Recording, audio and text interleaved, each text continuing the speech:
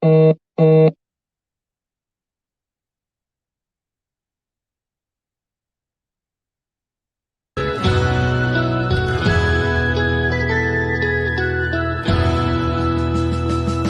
me home to the banks of the river Tyne. Take me home to the place that I call mine. It's a place I love best, 'cause it's better than the rest. Take me home to the banks of the river Tyne. Take me home to the banks of the river Tyne. Take me home to the place that I call mine. It's a place I love best. Yes, it's better than the rest. Take me home to the banks of the river Tyne.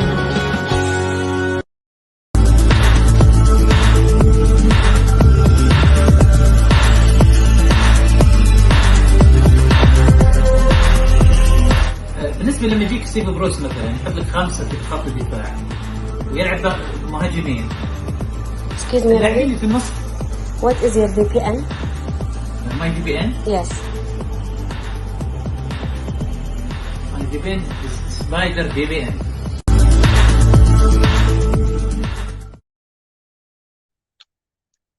السلام عليكم ورحمة الله وبركاته، أهلا بكم في نيوكاسل مع وليد في نيوكاسل. طبعا معنا ضيفنا المعروف السيد كيث باترسون، صاحب قضية الإخلال بالمنافسة اللي كانت هي السبب الرئيسي في فوزنا بصفقة الاستحواذ بعد تورط البريمير ليج في قضية الإخلال بالمنافسة. شفنا حنا كيف الأمور تحركت بشكل سريع جدا بعد القضية جلسة التحكيم، عفوا جلسة الاستماع اللي صارت استغرقت تقريبا 7 ساعات. بعدها في تقريبا 4-5 أيام تغيرت أمور كثيرة، انتهت خلال أسبوعين بإتمام صفقة الاستحواذ اللي قعدنا ننتظر فيها أكثر من 18 شهر. طبعا معنا كيث باترسون. في وقت سابق وعدني كيث باترسون بأنه إن شاء الله لو صبر البي اي اف والكونسورتيوم في إكمال أو الاستمرار حتى النهاية، حتى إتمام الصفقة، وعدني أنه سوف أقوم بعمل لقاء خاص وحصري ومعلومات كثيرة في منزله في نيوكاسل في المكان الخاص فيه اللي راح ناخذ جولة فيه بعد شوي. Okay, I will just translate that. Thank you. Before Mr. Keith Patterson, the one who's actually the reason behind the takeover happened after the CAT case, anti-competition case against Premier League. Everything after that case, who start in first session, the jurisdiction hearing, 7 hours after that in 2 weeks, everything upside down. Premier League got embarrassed and the takeover happened. Also, Mr. Keith Patterson promised me before if PIF continue and the consortium continue until the end of this deal and successful, he will invite me to his own private home with a private Newcastle place. We will have a nice round after the show. Today we have a lot of information. We make a closure. We have exclusive eyes being promised with Mr. Keith Patterson. Welcome. Welcome. Great. Welcome to my home. Before we going into the details, we just pass by the statue of Angel. Angel statue, it's called? Yeah. And this is me and Keith. It's a lot of people say when you get to the Angel of the North, when people return back to Newcastle, they feel they're getting back to home. When they stand on the hill and it towers over everybody. So it's a monumental statue in our homeland. And when we went past today, after I collected you from the hotel, you said, "There's Angel of the North."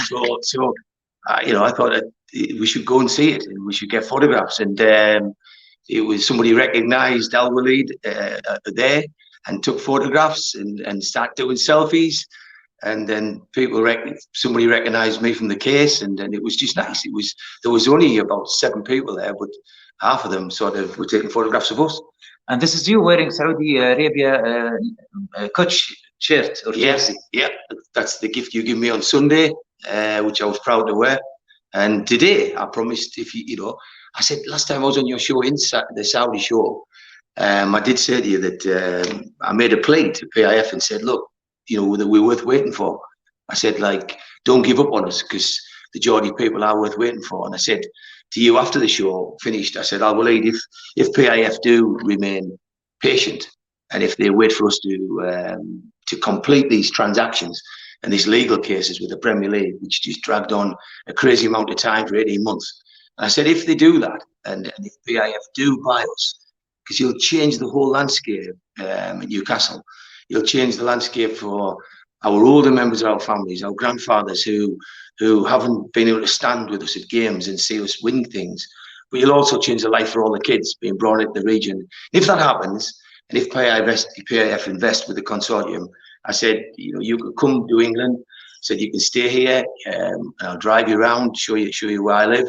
And I said I would do an interview with you, an exclusive interview, whereby I'll wear the Saudi dress, and I'm proud to do it. I mean, some people have been critical of people in Newcastle saying, the back page would stop. We said, why are you selling Saudi flags? And the reason being is because everybody in Newcastle is so proud to get this takeover. We've got the takeover that every other football club wanted. And that's why there's lots of jealousy and lots of people, at the Chelsea game, they were singing "No Noise" from the Saudi boys. So from now on, we are known as the Saudi boys. And I think bring it on, because what would you rather do?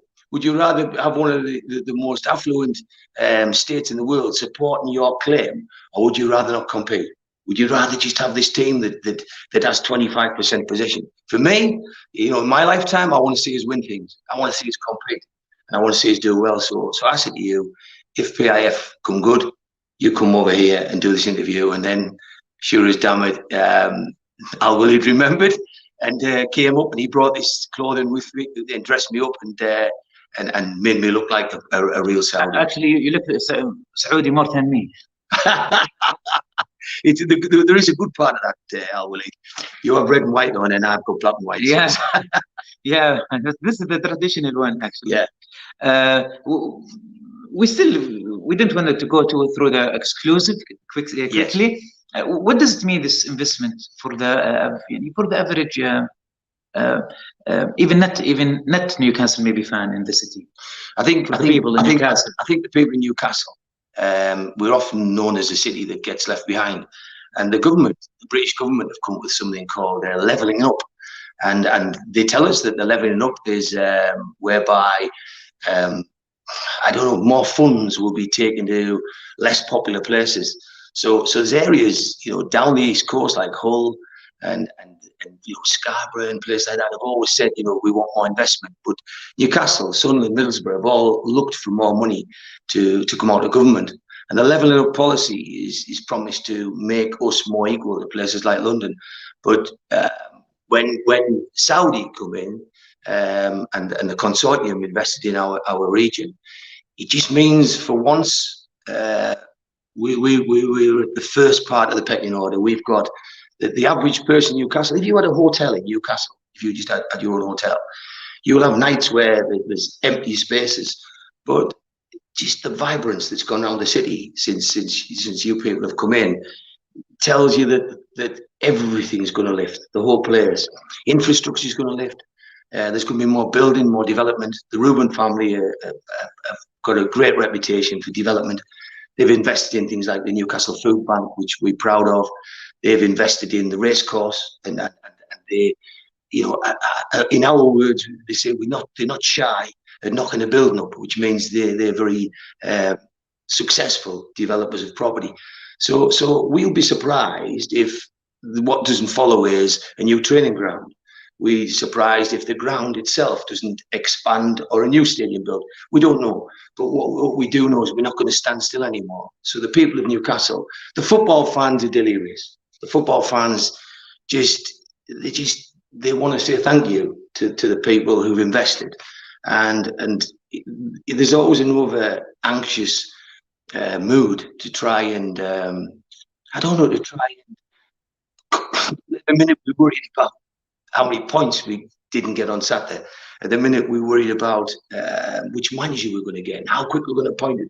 But the reality is, we're in good, safe hands. We're with people who've spent 300+ million for starters, who are going to invest that again and again. And you know, this investment will go beyond £1 billion. The days of being able to buy into football clubs for people, ordinary people like us, are gone.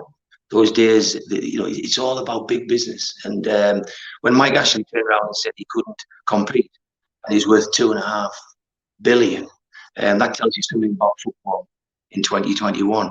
It's a big industry. And if you're going to get a partner, and if you're going to get people to back you, then why not have the biggest people in the world? And since we've got, I'm proud sitting here now. People will say to me, "Why are you wearing those clothes?" Why? Because I'm an ordinary football fan. I have no allegiance. I have no politics. I have no religion. I'm just me, and I like everybody. But I don't like people telling me what I can do, what I can't do. So today, it's my choice, without any influence, anybody else. I said, you people buy it our football club, and in return, I'll bring you to my home, and we will do an interview, and I'll wear your dress, your clothes, exclusive, and I'll do it. And I always keep my word. And you know, I won't be doing this very much longer. It's time for me to move in the background and job's done for me now. But you know, I said to you, when you come over, come down, and we'll sit in this crazy room that I thought was, I guess I think it's normal, this room. But when Newcastle fans spend time in this room, they'll think he's either lost the plot or he's just a crazy Newcastle fan. But now, وليد, I'm one of them fans who couldn't be happier. I couldn't be prouder that Newcastle's teamed up with Saudi Arabia. And I've never been to Saudi Arabia, but I'd love to go. And I just, if all the people like you, I mean, you were there on Saturday. I was with you from 12 o'clock till 7 o'clock, and I never heard a negative comment. Everybody just loved وليد. You know, they just thought how warm you were. We met two of the Saudis in the street, and we got photographs with them. And they had a shirt. They had a shirt with this one. Yeah. Well, why you choose this picture to make it the team? Well, I mean, we were walking from the Chinatown up towards the stadium, and there was me and وليد on the right, and the lad on the left, a lad called Kevin Brady. He lives in Dublin, and he's a friend of mine, and he came over, and two Saudis walking up the street with the traditional dress on, and they were proudly had a shirt with one MBS on. And I thought, for all the negative stuff, you just think these people are so proud, and so are we proud to be one, because you bought a flag out of the back page shop in Newcastle, where they sell the Saudi flag, and we just held it out, and it was, I don't know, it just felt good, and everybody round about, Newcastle fans were cheering because you three had the clothing on, and we had the flag out, and they were just pleased that you've come to us. They're pleased that you didn't get sick, you didn't give up, and that you actually said, no, Man United, we don't want you. No, we don't want you, Tottenham. We looked at you, but no, we wanted the real deal. We wanted Newcastle. We wanted the biggest club in the world. But I tell you what you did get. You got the best fans in the world. And you sampled that yourself. What was it like for you in Newcastle on Saturday? Actually, this picture, on the day of the game, if you know, you've noticed St. James Park behind. Yes. It was one of the best nights of my life, really. And I know we get beaten, but I think this is just a matter of time. At least now it's our club, like Dr. Nilman said. It's now our club. Yeah. It's not like we have it like club at Saudi or Newcastle. It's our club. We all share this club. Yeah. Now. And it was just great. I mean, that picture was taken very early on after we first met up, and the Saudi dance, and then we did the Saudi dance. And to be fair, all the Geordies joined in because even though people are saying, everyone's jealous. First time ever, everyone's jealous of Newcastle. Everybody's thinking, why have they got that deal? We wanted that deal, and everybody can't understand why. We've been like a laughing club for a long time, because people sort of sit there and think, oh, you know, they're not going to have any possession. They're going to sell all their best players. But if you think about it, I never ever get sick of telling people the Championship is the second tier down, and we have got the record. And Man United, Man City have both been there, but we have the record for the most fans ever to watch a season of football in the Championship. Over 50,000. And that's loyalty for you. And like these fans, they just deserve what's happening now. So there's one thing you won't do is they won't get overly upset about people being jealous. Newcastle fans now are just laughing. We're just laughing and we're not worrying, and we're just thinking, come on, bring it on, roll it out. Let's see what's coming. And you know, we've got gratitude. We've got gratitude to the people who's bought into Newcastle. You know, that investment could have gone somewhere else. That investment could have gone into Milan. The investment could have gone to Real Madrid and Barcelona, who don't have a lot of money now. It could have gone to Tottenham, $1 billion in debt, but it came to Newcastle. And so we just laugh at. And you can insult us all we want. You can sit the night and say, why is he dressed up like that? Because I'm happy, and because I'm proud, and because I'm delighted with who's invested in Newcastle United. Brilliant. Let's go to the hard stuff. Fire away, Waleed. Ask us what you want. I have an open book. I'll say what you want. Okay. Why it take too long for this takeover to happen? Why did it take too long? If you say too long is 18 months, and you said to me today that the people in Saudi Arabia wondered why it dragged on. Why did it drag on? So a lot of people from the UK who watch this will know the answers. But in short, when I first met the football club to explain the cat case to them, they asked me the question. They said to me that they didn't know why the takeover being turned down. So the people buying and selling the club were unsure why they're being turned down. At NCSL, we created a timeline. We created 90 gigabyte of evidence. And we knew there was changes happened. There's a guy called Gary Hoffman who was appointed, and he was an ex-director of Northern Rock, which was a disaster story in Newcastle. And then he had history with our club. He had friends in football like Richard Keys who were very much against the club. And he was appointed. When he got appointed, everything just changed. So the timeline of our evidence altered when Gary Hoffman came to the Premier League. And we believe, right or wrongly, and history will prove it, if they ever do let these things go to court, let the evidence speak for itself. You know, we'd love our evidence to see a courtroom. So when Gary Hoffman came in, things just changed. And Amanda Staveley went on record and said, look, it's time for the fans to stand up.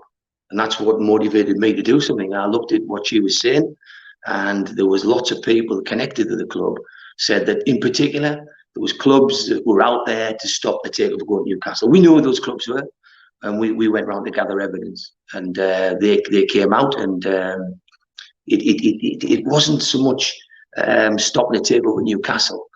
We believe it was stopping the massive investment that will come from PIF. Once PIF got involved in football was going to change for the better. It was going to become more competitive. Saudis don't like losing, and you people are going to PIF never lose a deal. Yeah, but you never lose a deal. But you probably, you know, you set out to do things. I mean, like if you want to put a boxing match on, you go and get the best boxers in the world. You want to put Formula One, and you do that well. Today I heard that the golf's going to change. I play golf, and they said that now that the Saudis are going to now, and there's a huge thing going where they're going to invest, and where golf is America and Europe. It's going to actually move, and there's going to be a huge golf tournament with massive monies going in to the Middle East, and I think great. I can get the Middle East quicker than I get to America, so that's great. You like golf? I love golf. So also one of the things later on we need to know more about you. Yeah, no problem. So you love golf. Yeah. So when Saudi invest in things, you know, it takes off, and you know, if you talk the average Newcastle fan, if you walk in somewhere like the Strawberry and you talk to somebody in there, or you walk in Wunderbar, you talk to them and they talk about, God, we only have 25% possession, or we've got a good player. How long will it be before St Maximin gets bought? You know, how long before St Maximin gets signed up by somebody else? So if you look over the years, we lost Peter Beardsley in his prime. We lost David Ginola in his prime. We lost Paul Gascoigne in his prime. Chris Waddle in his prime. You know, it just goes on. The only player in his prime that came to Newcastle and stayed was Alan Shearer. He turned everybody down, and he came here and he turned Man United down, and we love him for it. But all those big players that we had left to go to bigger clubs or clubs with more money, and we never were that person. Now Newcastle fans believe that those players are going to stay, and actually all their good players are now targets for us. So we look around the club saying, "Oh, we might have him, we might have him," and it's just a complete surreal feeling because I'm not worried about relegation. I'm not worried about who the manager is, because if somebody spends 300+ million on your club, they've got their reputations on the line. They've got their ability to correct the situation at stake. So their track record is up for test. And if we go and get a manager tomorrow, and say, we'll get another manager. What I'm saying is, we haven't got to get too emotional about this. And the minute somebody said to me at the weekend, they thought Graham Jones was poor, and I said, come on. Crystal Palace just beat Manchester City at home 2-0, quite easily. Chelsea, the European champions. We drew against Palace away, which Man City couldn't do, and we got beat off Chelsea at home. We knew that was going to happen.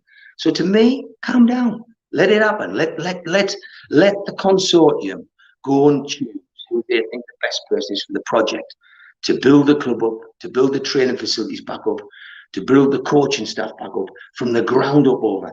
Let's build a castle from the ground up. Let's build it great. So for me, I'm just going to sit back and support the consortium, because that's what supporters are there for. We're there to support the team. But it would be the first time years and years Newcastle fans can support the team and the club. We can support them both together, because the club is us now. We are the club and the club is us. It's the first time so many things happened, and as you get older, you think, am I going to see something? Am I going to see a trophy win? But I've got no doubts that the kids who are born in Newcastle are going to have a lifetime of happiness, and the older people are going to see silverware before they meet the makers. That's what I believe, and this is exciting times for us, وليد. I'll put on record, I can't thank PIF enough, PCP enough, and the Rubens enough, that they got together and decided that this was the football club they wanted to invest in, and it's a great time to be a Newcastle supporter. I would like to ask you, what if you didn't go to the club, or you didn't work on the club for the case? Yeah. What if you didn't went there, or how you start? First, tell us about first time you went to the club for this takeover. You asked me this today, and you said people in Saudi Arabia wonder why. Yes, that's a football fan. Why is a football? You want to know, what if you didn't walk into this? What will happen to the deal? So it's quite easy to explain this, and I've never explained this before to anybody. So because it's now over, I'm now giving you excuse. Yeah, you can have some excuse. So I'm now more comfortable talking more openly, at the same time probably defending myself, because for months and months and months I've had to deny what I was doing, and maybe just take criticism. So now today I can say that when we went to the club, I went to the club with people present, with people on my side, and so the first time I went to the club was with a guy called Gordon Steen. He was my partner in NCSL, and Gordon and I went and met Justin Barnes at the club, and we talked for a long time, and eventually, after a long, difficult conversation, we persuaded that man that we knew what we were talking about, and that we knew that competition law, and that was my background. It wasn't Gordon's. Gordon was a finance director, but Gordon gave me the seat, and I spoke to Justin Barnes about how I'd worked in a competition case, how I'd spent 25 million on legal fees, buying the best competition expertise in the world to fight competition actions.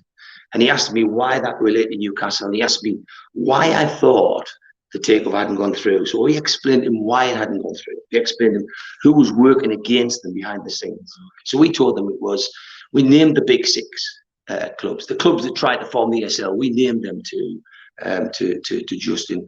And then we went from there to explain about people like Gary Hoffman, people like Richard Masters, and what the motivation was to them to stop it, how they were trying to hang on to the tails of the Big Six to stop them leaving to go and form a European league. And we told them that if he didn't tackle them on competition law, you wouldn't get the takeover. The reason being you wouldn't get it is because something called disclosure allows you to see and feel what people have been doing. So we could get disclosure on what Tottenham was saying to the Premier League about the takeover of Newcastle. We could get documents very, very easily in a competition case to say, can you show us all the documents where Tottenham wrote to the Premier League and what they were saying? When did they mention consortium? When did they mention the Saudis? When did they mention Staveley? When did they mention Mike Ashley? And we would get those documents. But I said to Justin, you won't get them in an arbitration case. An arbitration case only allows you to investigate whether they applied the rules right of the ODT, the owners and directors test. So I said to Justin, you need to equip yourselves with a competition team. I told them that we'd already built one, that I'd already had a QC working for me. That QC was what I think is probably the best competition QC in Europe. I think he's outstanding, an Irish guy called Robert O'Donoghue.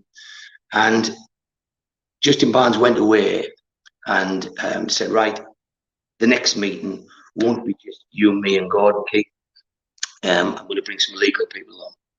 And at that meeting, nobody knows this, but at that meeting, I turned up for the meeting and sat talking to Justin Barnes, Nick DeMarco, Shahid Fatima, and some more legal players. And we discussed what we felt that the club were lacking. And at that meeting, Nick DeMarco... Joel was there? Joel? No, Daniel John wasn't involved. He wasn't involved. The club only got a competition team together when we persuaded them of what we were doing. We had an action on behalf of the fans that was led by Robert O'Donoghue. And we took that to the club and we said to the club, look, this is what you need to do because you're never going to get this takeover without the competition action. It's been proven. It was proven a week after they wet the pants and everything went through. But it was always going to go through. You know, we knew this. So we went along and we met them, and Nick DeMarco in that meeting turned around to the team and said, I think what Keith's saying is right, is that our case, which is arbitration, doesn't afford you the disclosure. And what he's saying is if competition law does, then that might be the way that you get this, because it might be that it's a competition action that actually triggers all this off. And at this stage, the clubs still haven't taken the competition action. We have. We've written our case. We go into the Premier League on our own. But the club were just running an arbitration case, nothing else.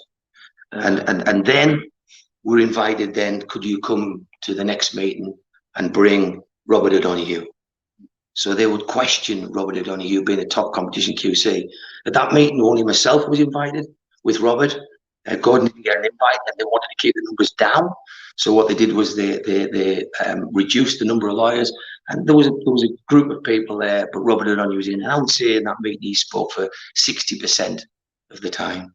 He was questioned about competition law and about the impact and how this would act. And then the result of that, our lead, is that the club went and were recommended to go and get a competition team. And they went to the same chambers, the same group of companies as Robert O'Donoghue worked out of. They went to Brickcourt Chambers in London, and they recruited Danny Jowl and his team. And then we had Robert O'Donoghue after the fans. They had Danny Jowl, both worked in the same chambers. And then the competition case was born. Newcastle, under Mike Ashley, started investing millions of pounds in competition action. Without that, we still wouldn't have the takeover. And the simple fact is, if anybody tells you different, they don't know what they're talking about, because you would never have got the Premier League to book on the strength of looking to see whether they applied the ODT correctly or not. Because, first of all, as Steve Hastie's well pointed out on the NUFC Matters show, Steve Hastie is articulate when he says a competition, a tribunal, an arbitration tribunal has a bench which in layman's terms is 2-to-1 majority to the people running the tribunal.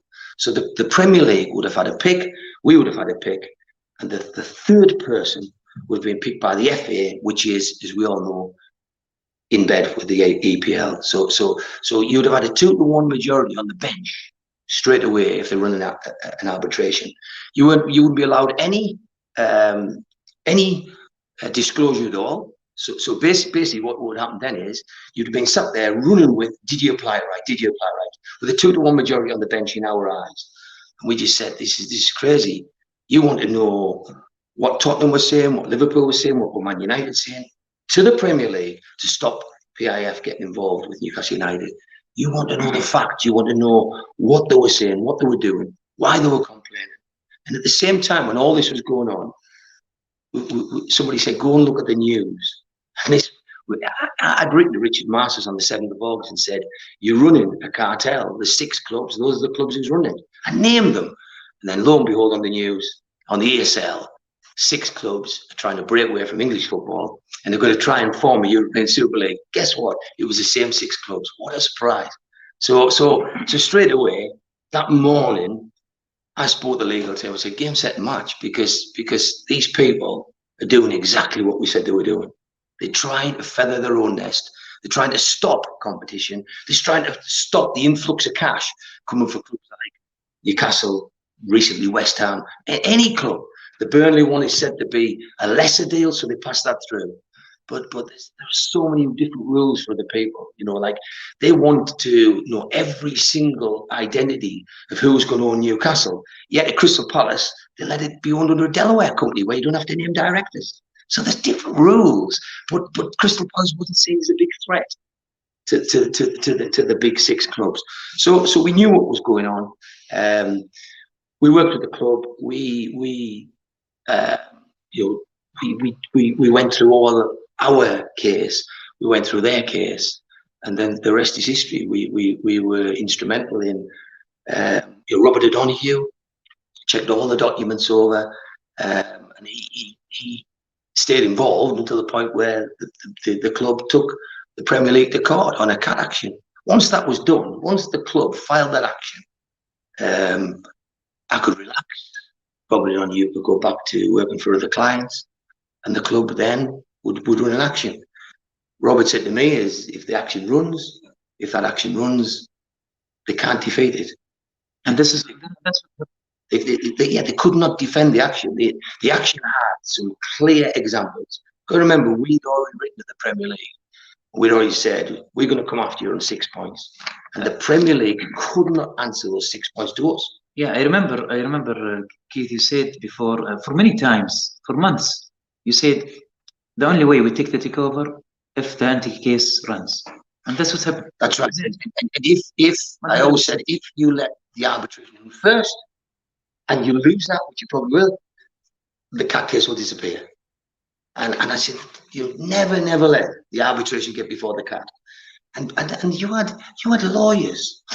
You had lawyers coming online saying, I'm a lawyer. And it's like, seriously? That's like a builder that works with his brother coming online telling the Rubens how to build buildings. They in a different league. And they were coming on, and maybe he's a lawyer that would do a will, or maybe he would do a conveyancing, sell you a house. But they've got no competition experience at all. And they were saying to me, Keith Patterson doesn't know what he's talking about. This CAT case won't impact the takeover. God, how silly do they look now? How stupid do you look now when you were telling me that the CAT case wouldn't have any impact? But when the CAT case ran, 50 countries, a quarter of the world's countries, tuned in. 33,000 people tuned in. It was the biggest watched competition case ever in history. And days later, the whole thing collapsed. But those solicitors said it wouldn't have any impact because you know everything about nothing. And really, there should be a lesson in that, you know, it just because a man, you know, works on ankles or knee operations, he doesn't walk in surgery and start talking to a specialist that's doing a brain operation. he stays out the way because he doesn't know what he's talking about. And that's really what lawyers should do. When lawyers get a group of Newcastle fans together and they say, oh, well, you know, I'm a lawyer, so I'll tell you about this case. You've got to remember, they're not seeing any evidence. They're not seeing all the evidence. They're not seeing the 90 gigabyte we have. But they also don't understand competition law. So they don't understand what they're talking about. One of the best QCs in the country is Nick DeMarco. Yes, I want to ask you about this because I enjoy watching the 7 hours of the anti-case. Yeah. Torture of Premier League. Enjoy watching it. Yeah. And but Miles, the chief of the court, doesn't allow us to, because they all, when they talk about arbitration, they make they discuss behind the room, or they turn off the show. Yeah. So you sit with Shahid Fatima and Nick DeMarco, but we didn't know anything about how did you see Nick DeMarco, what you can say or you're allowed to say, I think, about Nick DeMarco. I think Nick DeMarco sat there on the cat case. He sat on the screen, and there's two ways to look at it. The whole case of arbitration was to decide whether PIF was separate to the state. So that was something that would determine the arbitration. If Nick DeMarco hadn't gone in that day, they would have turned around and said to Danny Jowell, they'd have said, well, it's one and the same. Your case is St. James Holdings, that is Mike Ashley, that is Newcastle United. It's Your Honour, it's the same group of companies trying to get something through. They're trying to get this cat case through when really they're running an arbitration. So really, Your Honour, it's wrong that they do this. However, Nick DeMarco sat there just waiting, and he was just sat there, like trying to get it. And if he'd spoken, You'd have thrown a match to it. You'd have set it on fire. And what he was saying is, I represent the club. This guy here doesn't. He represents St. James Park Holdings. They're two separate outfits. He speaks for St. James Park Holdings. I'll speak for the club. I remember Joe says the club will not speak by himself. Yes, yeah, and then at one stage, they turned around and said to Nick DeMarco, Nick wants to speak, and the judge said, no, we're not letting you speak because Adam Lewis, who was voted top QC of the year. Yeah, they're afraid from Brighton. You know what he can do. He was one of the top QCs in the country. He got mauled that day. You know, like that day. He had a tough day. There was pieces of paper. I saw about 5 pieces of paper passed under his nose, and I made a comment to him. I said, if they pass any more white piece of paper, he'll be able to make his own white flag. I said, surrender, because that day, the Premier League didn't do good, you know what I mean? And 33,000 people were there wanting to know why this takeover takes so long. Just like the people of Saudi Arabia want to know now. Why is it taking so long? And if you want me to tell you, I don't mind. You know, I'm a private person. I don't have a boss. I don't have to please anybody. I don't have to. Nobody could pay me off. I'm self-sufficient, and I'll tell you why. It's because it's corrupt. It's corrupt, and you know it has been. Waleed sat here now. He builds up 5,000 followers, and all he does is promote Newcastle on a podcast in Saudi. Premier League close him down.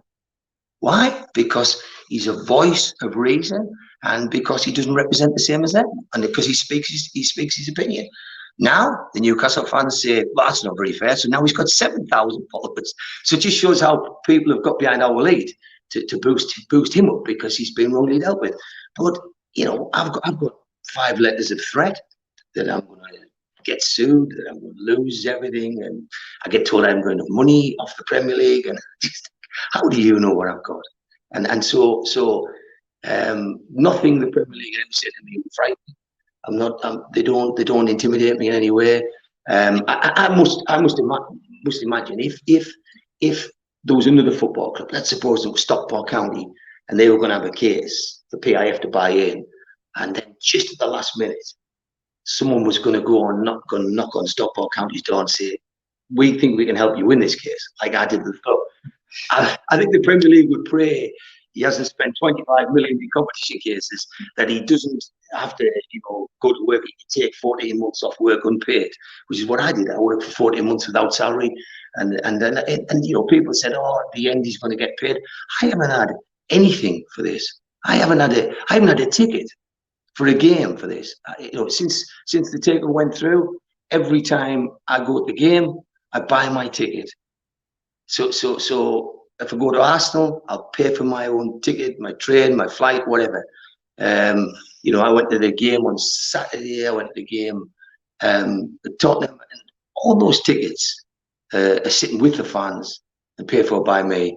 And you know, I'll happily have an audit done on me, and you know, let anybody audit my finances and check that I've never had 5 pence of anybody from the club, from the buyers, or from the sellers. Everything I've done out my own funds. And until probably early this year, probably January, February, Gordon State and I came to a financial arrangement where he paid the lawyer and I paid the QC, and we split the rest of the bills for social media, for accounts, and he stood by me side by side. They came to early in the year, and he said you know, he'd spent a lot more than he wanted to spend, and it was his family's money, and I sort of had, yeah, I could do that without sort of seeking permission, and so I just kept going, and he said, I'm going to go back to work, and I respect that. You know, I said, God, I wish I was going with you. I wish I was going back to work, because it was tough. You know, it was, even the time we spent at it, 14 months. You know, you're watching people, podcasts like Neil Mitchell, Steve Wraith, Steve Hasty, getting abuse, you know what I mean, just for wanting to take over. And it was amazing how many people, good fans in Newcastle, said, look, accept it, move on, it's gone. But then there's fans like Stuart Penman who would say, no, it's still going to happen. Keep going, son, keep going. And yeah, I was lucky. I picked a good, you know, I got to know you through NUFC Matters, and I picked a good crowd of people, because what I did was I just picked a group of people who wanted to take over, and I picked a group of people who wanted Saudi ownership. And that was important, because there's a lot of people out there. I mean, they always say it takes a lot to turn an oil tanker around, but I tell you, there's been a few oil tankers doing 3-point turns in the North Sea at the minute, because some of those people, there's people criticised the way Amanda and Murdads put their bid in. People said they don't know what they're doing, that's why the takeover hasn't gone through, and they haven't got this and they haven't got that, and we don't want Saudi money, we don't want to, and all those people, fanzines, podcasts, very, very, very anti-takeover, and very, those idiots at NUFC Matters don't know what they're talking about. Sorry guys, there was only NUFC Matters got this right. The only group of people got this right.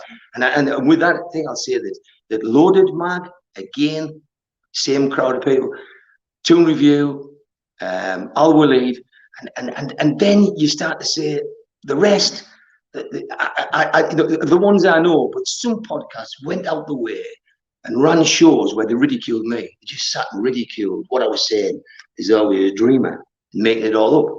And I haven't gone back to do anything right now. I just sit there laughing. Happy days. How are you going to turn your story around? But there's a lot of people that said, we do not want Saudi money. And I said, please, please, please get Saudi money. So for me, I think it's been a great story. And I think it's been proven that that the people who said it was going to happen stuck with their story and been proven right. Before we leave competition case, what happened to it now? Is it, you know? Yeah, what and the evidence is still there. We can use it later. Yeah. The evidence is like a fingerprint, and you know, if it's a bit like any other court case. If you've got something where, let's suppose the person has committed a crime, let's suppose somebody's done something wrong and stolen somebody, and somebody's got a film of that, or got written proof of it, it doesn't disappear. You know, you don't undo the crime. So if you breach anti-competition law, then that law and that record remains on file. What I did with the team of people I work with at NCSL, I quickly circulated the files in the legal offices. And the reason being is, if all the files were just sitting with me, because you've got to remember, I was the one with the competition background. So I was the one with the legal contact. Robert O'Donoghue only ever spoke to me and nobody else. He didn't speak to anybody else in NCSL, because that's not what QCs do. And he would speak to me, and then I would quickly get evidence into the offices. And then when the club took the case on, I used to send them. I was in Canaries in September. And I wrote I sent documentary evidence to the club legal team every day. So I was sending evidence in every day, and I kept on doing that job all the way through. So from handover, and when they told me in April that they were filing the case, and then it came out. I knocked on the door and spoke to them and built the case up from last October. If people had readily accepted everything I said, I think we'd have had to turn over January, February this year. But it's like anything, the Premier League would tell the club, look, let's talk, and then the talks would get delayed, then they would stop. So maybe there was times when the club didn't think they were going to need the CAT case. And in the end, I think the club just thought, shit, throw the bomb in, and they chucked the CAT case in, and a blind man can see what impact that made. You all saw it. You saw the destruction. Their team they got smashed to pieces that day. And if anybody watches that case and says the Premier League weren't slapped around the face with a kipper, then I'm saying they're watching a different TV show to me. It was. I'll give you a statement which I've never put out before. The guy I have a lot of respect for said to me, and he was the closest person to the case. He said, "We smashed them to pieces legally," and that just Smashed them to pieces legally. We smashed them to pieces, and that made me so happy. That was the happiest I remember being for years, because what that meant was when we first met them, there was no way they could legally beat them, because the arbitration bench would have been 2-1. You couldn't get disclosure. Chuck the CAT in, and all of a sudden we smashed them to pieces legally. And I just sit there and think, what's this daft lad from Durham doing? But when in my working career, I wasn't a daft lad from Durham. I was somebody who learned, listened, picked up, and worked at a high level. Group managing director level, traveling around the world in private jets with multi-billionaires. And I used to listen, and I used to always think, 2 ears, 1 mouth. 66% listen. That's where you learn from, and that's where I learned from, and I learned a lot about competition cases. And you just asked me a question there. I'll finish off it. Is what happens now?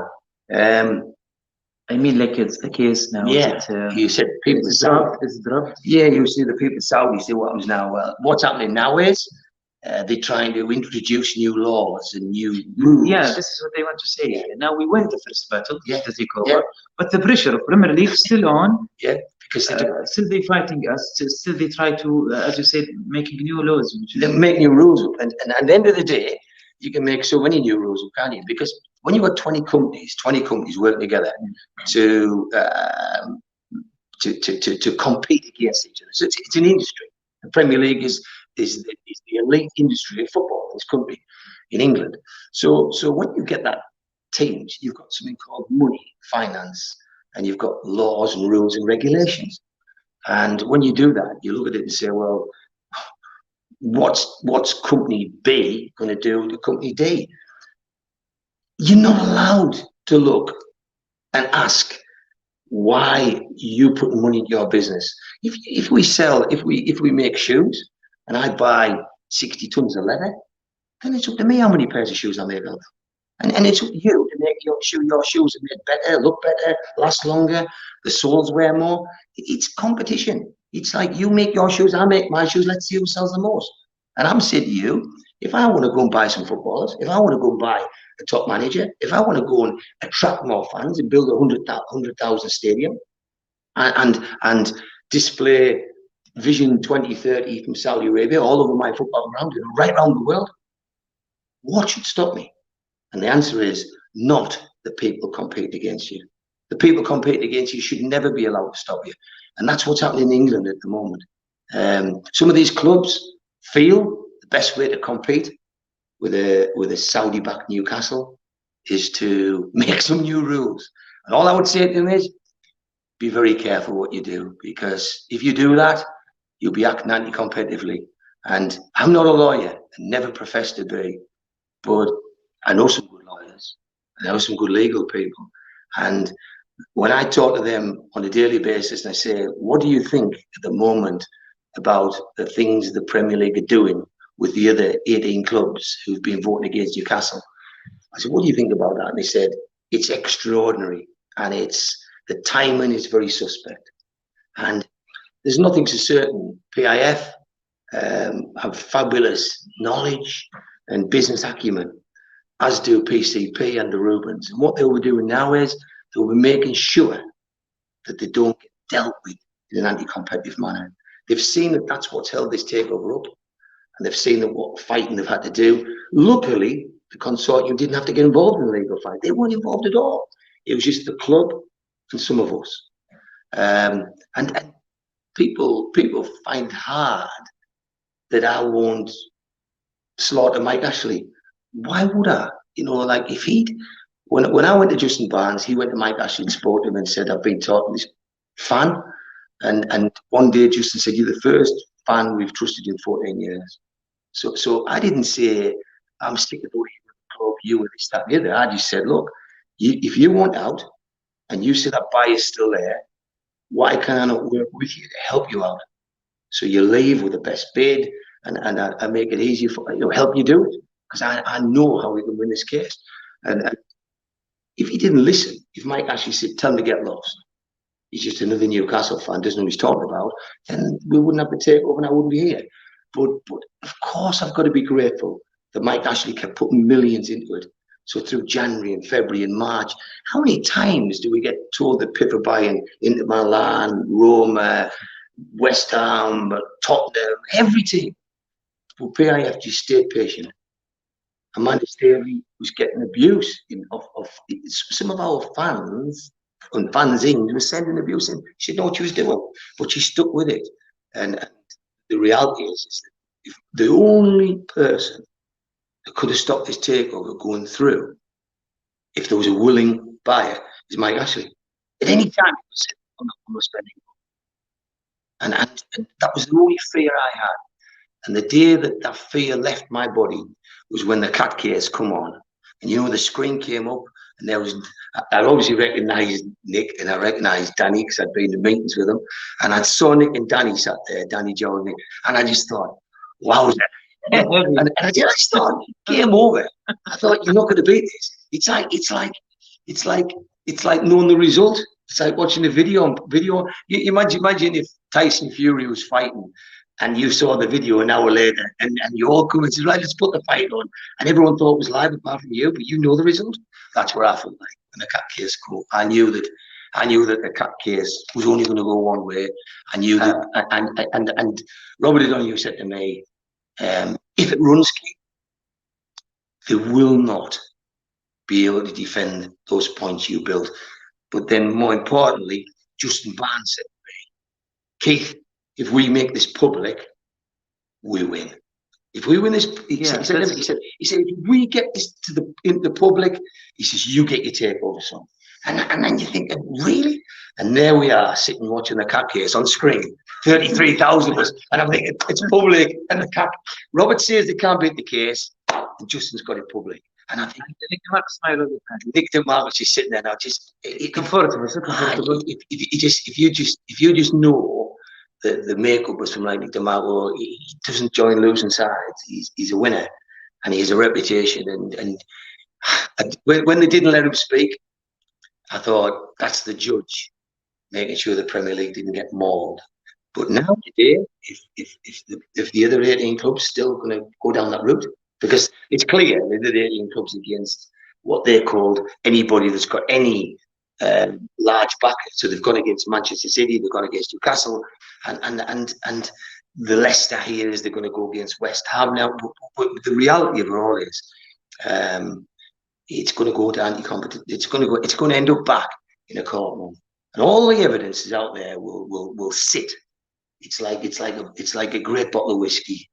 It just gets better with age. It's the evidence here going. Actually, I'm a bit angry from you. Right, I've done something wrong. Because the takeover happened on Thursday. Wednesday we have a show together with Liam Kennedy and Stuart Bentley. Sorry. And I believe from Tuesday that the takeover happened, and you didn't tell us. the takeover deal was agreed between buyers and sellers on the weekend before. Even the weekend before. The weekend before. Not Tuesday. No, اوكي ذاتس اكسكيوز. So اسبوع تيك اوفر، الصفقه صارت من اسبوع قبل الاعلان وما علمنا كيف. So the takeover was agreed the weekend before, and the Premier League were given the takeover, and the Premier League had given in. The Premier League had collapsed. But why it took too long? Why 1 week? Well, I'll tell you exactly why. The Premier League were waiting too long, and they'd crumbled. So the Premier League had crumbled. They'd broken. Okay. So the buyer and seller, the consortium and the club knew that they could do the deal. They did the deal on the weekend before. The deal went to the Premier League on the I'm told on the Monday, and it was passed on the Tuesday. That's what I was told. And I wasn't there, but I can only say what I was told. How celebrate? And on the Tuesday, after it was done, the club and the buyers were waiting to get PIF to go through the whole procedure, to transact everything and to get everything signed up. And so it had been passed.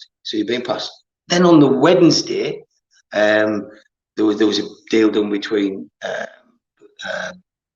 Qatar and Saudi, which had the Sport. Yeah, and they did the behind spot thing. So they said, "Oh wow, that's gone through. That might get the takeover through." And the people who were involved knew that the deal was already through, and that wasn't. I think sorry to interrupt you, but I believe this is just to Premier League want to Safe face. Exactly. Yeah, so what happened is Because we know this is not the reason. If this is the reason, it will happen before. So what happened is the Premier League had signed the deal off before the behind deal was done with Saudi Arabia, and that was just a good way. I explain this in Arabic. Okay, yeah, explain. يعني طبعا صعب نترجم هذه حديث عميق وتفاصيل كثيره، بس النقطه اللي يعني اخبار حصريه قاعدين ناخذ من كيث باترسون.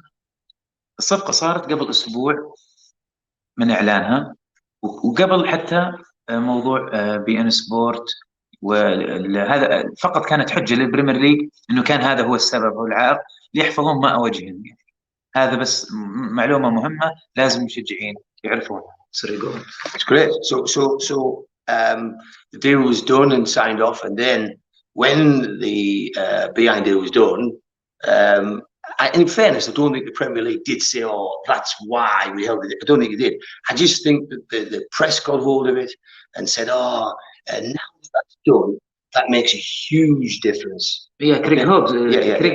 Yeah, so it makes a huge difference. But the reality and truth of it all is that deal was already done, and the Premier League couldn't stop it. The deal was already going through before that, and the reason it was going through before that because it was to do with competition law, to do with anti-competitive behaviour and collusion and discrimination against Newcastle, and that's why once that was defeated, once that could be exposed, that's why the case come crashing down. To then grasp at straws and say it was to do with some piracy, it was a sideshow. Then, if you remember, go back to all the articles. All through Wednesday, we had Sky Sports saying, the Premier League are considering this, and there's, blah, blah, and the Premier League are deciding. No, Premier League already decided. It was already done deal, signed, sealed, gone. And on the Wednesday, all they were waiting for was for PIF. And once the transactional side was done, and you remember we did the show on the Wednesday? Yes. And I was Celebration Tuesday. I was told I wasn't allowed to say anybody. I only told one person. I told Declan Donnelly, which is a friend out of Antondale. I told Declan. Spoke to him on the night, and there's a great story because. Okay, why him? Because he's the closest friend. Because I promised him. I said to him, he's not my closest friend by any means. I wish he was, because I'd get him to get us on the telly. But he's been really good. He's been really supportive, and he just said to me, "Will you let us know when it goes through?" And him and Ant had been in the studio recording this new show which is a big quiz show, unlimited wins coming out in the new year. And he was getting asked by all his friends, what's happening? And so on the Wednesday, I just said, deal's done, gets announced tomorrow. Okay, so I tell them on Wednesday, deal's done, announced tomorrow. And it was announced tomorrow, which was the Thursday. And all the time, I went up to Newcastle at 3 o'clock, and they just said, oh, we're still waiting. Everyone's still panicked, and the press were all there. And people said, do you want to do an interview? I said, no, thank you. And I had nothing to say. There was nothing for me to say. I knew what was happening. And I could have said to the press, look, the deal's already signed off. It's going to get done. But that would just make me like one of those in-the-know people. And I didn't want to do that. So Deck knew the night before. He promised he wouldn't tell anybody. And the only statement he said was, shit a brick. That's what he said. What is a shit a brick? Can you imagine trying to shit a brick? So he just said, shit a brick. And I went, and I started laughing. He goes, shit a brick. And I started laughing. He went, shit a brick. He said it 3 times. And it was just so, and that's a world megastar. You know, he's a world entertainer. And Ant Deck. أنت ديك طبعا هم مشهورين يعني في انجلترا البرامج اجتماعيه مقدمين اثنين مشهورين مره في هم اصلا من مدينه نيوكاسل وكيث علمهم الوحيدين اللي علمهم هي صفقه صارت قبل بوقت. So they're world megastars, but that's what it means to them. It meant that much to Declan Donnelly that his football club, he's just like me, he's a fan. Even though he's mega famous, mega wealthy, he's just so down to earth. And he just felt like, you're going to watch it. He has 2 eyes. Wow, what am I going to see? What's going to happen in my lifetime? Who are we going to sign? Where are we going to play? Who are we going to beat? And he was just blown away. You know, and I rang him, I spoke 20 past 11 at night, and he's picked the phone up, and he's chatting for 20 minutes. Wow, what's this going to mean? How is this going to be? You really, you just think yourself, you know, this is mega. But you know, people, you know, I didn't tell my own brother, which I would like to have done. You know, he'd recovered from cancer, you know, a year earlier, and we've been together ever since. And you think of friends, you think of, I couldn't tell Gordon at NCSL because I was given it, sworn to secrecy, and I'd been doing this for months alone, for a long time alone, and I just told, you know, and then I was going to bed, and I just thought, God, you know, I did promise Deck, and I knew he's not going to tell anybody, so I just told him. And you know when you need to tell somebody? You know, and suddenly, what happens if I died that night? It didn't happen. But you start to go to bed and you start thinking, is this really going to happen? And you start getting a bit panicky, and you think, and you know, like, I needed to tell somebody. And I needed to tell, I didn't go and tell my best mates. The best friends helped us on this case. Dominic Casti, my best friend, he was a solicitor. He worked with me on competition cases. And every time I was doing something, he was checking my notes, checking what I was doing, guiding me through it. But I still didn't ring him on the night to say. Actually, I understand. It's very hard. Yeah. It's very hard to, for some reason. Maybe people probably say I'm starstruck, but it was just, Deck's been brilliant, and he's been like really kind, and he did a video for us for some young kid for a dad's retirement, and I just felt as though I did say to him, if I find out, and I said, if I tell you, you won't. He said, I promise you I won't tell anybody. And he didn't. Yeah, it was a great 2 days. We get frustrated because we were afraid it's gonna happen like last year. Yeah. Regarding the second battle. Second battle. Now we are second battle after the takeover. The Premier League, we won first one, the world one. Yeah. So now we have another world. Now the clubs also. We want to know the club and the new owners, the consortium. Did they expect that the Premier League pressure continues and go on after the takeover? I think when the club went to a meeting, if the team went through on a Thursday, by the Monday, the Premier League had a meeting where they invited 19 companies to sit in a meeting and talk about 19 companies to a meeting to explain the impact of the 20th getting investment in it. That's anti-competitive. That is. It's think about it. I mean, you know, a paranoid person say they were colluding against Newcastle, But a realist will say, well, why was Newcastle not invited to that meeting?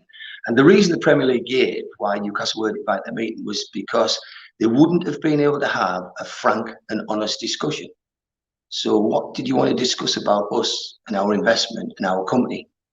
What is it you didn't feel comfortable? Who led to this meeting first? The Premier League and 19 clubs. I mean, who started it? One of them started. Well, the Premier League would start it because they created the invite. They created 19 invites, but not 20. And what I'm saying is, why can I not come? If I'm the 20th company, why can I not come? So I think doing that very thing, again, remains a record. It's a fingerprint. It's a record. It's evidence. Yeah, it's evidence. So basically, those people took a risk in my eyes, and they decided to have this meeting. 19 clubs turned up and made a comment about Newcastle. What they didn't probably realise at the time was Newcastle legally are entitled to the absolute minutes of everything said and discussed at that meeting. So really, by having the meeting, they created some more evidence. Then the next thing that happened after that, they had another meeting where Newcastle were invited. Were invited, yes. And Lee Charnley, the CEO, who's currently in place, Newcastle, worked with Mike Ashley, he's now working with the consortium. He read a statement out of that meeting, and he said, words to the effect that the club aren't going to put up with it, and they're not going to put up with anti-competitive behaviour, and they will take legal action. At that point, the rest of the clubs, I was told, led by Crystal Palace, by Crystal Palace, they were supposed to be the people who got arsey about it, and they fought back and decided to have a vote, and so they had a vote on running on a temporary decision of new laws. They made some new rules up, and they said they were running for a month, and basically there were restrictive practices in that. The practices in there would restrict PIF, PCP, and the Rubens, invest in what they want, doing what shirt sponsorship they want, doing what ground sponsorship they want. It was restrictive practices. And the vote, I mean, the votes, it's a fallacy, isn't it? The vote's not real, but the vote was 18-2. And are you surprised? Another Middle Eastern club, Manchester City. He said it's wrong what you're doing, and again, it's the sad part for me is those 13 clubs. If you sit there, if you say now there's a big 7, I don't think Newcastle will ever be one of them. But those 13 clubs who sat there and voted against Newcastle are crazy, because Newcastle's proven that the littler teams can climb. Leicester's proven it. Leicester's proven it on the field. West Ham are trying to prove it now. West Ham's trying to get ownership. Newcastle's proved it. Manchester City weren't one of the big clubs. They weren't in the big 5 once they became big 6 because Manchester City joined. So there's a lot of clubs. But if somebody in Burnley or somebody in Aston Villa, if they think that the best thing to do is to suppress Newcastle and suppress anybody getting big investment, I would say go and talk to Robert O'Donoghue. Go and get a good competition QC and go and find out what you're doing, because what you're doing is you are knowingly working with competitors to the detriment of another competitor. You're creating some rules to try and stop Newcastle growing. And what I'd say to Newcastle fans is don't worry, because the club will have this covered. The club will be well aware of what is legal and what isn't. And with PIF backing, you've got nothing to worry about. One day, if they keep pushing this ball, it'll get smashed out of the court. It'll get smashed to pieces. So a court case will happen, and it'll change English football forever if they keep on championing this anti-competitive route. I want to know if you can tell us what the latest in that subject. The latest of this rule is going to be the latest on that rules is permanent. They put a 1 month passage on a set of rules. I've been asked, and I've asked QCs the question: do you think it's sustainable? The common feeling I was given was no. They said if you continue with that, they think a competition action will follow. And the next thing I was asked is apart from being sustainable, do you think that they'll continue? And the answer I got back now is not if they've got any sense. If they've got any sense, they will back away.